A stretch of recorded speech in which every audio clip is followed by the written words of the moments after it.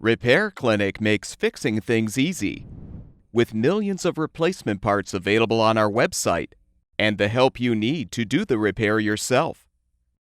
Since we encourage you to perform this repair safely, a warning icon will appear when you should use caution. To replace the grease filter in your gas downdraft cooktop, lift off the vent grill and remove the old filter. Install the new grease filter so the top of the filter rests against the right side of the vent opening and the bottom of the filter rests against the left side of the vent chamber. With the filter in place, reposition the vent grill. At Repair Clinic, we make fixing things easy. Thank you for supporting the production of these videos by purchasing your parts from our website.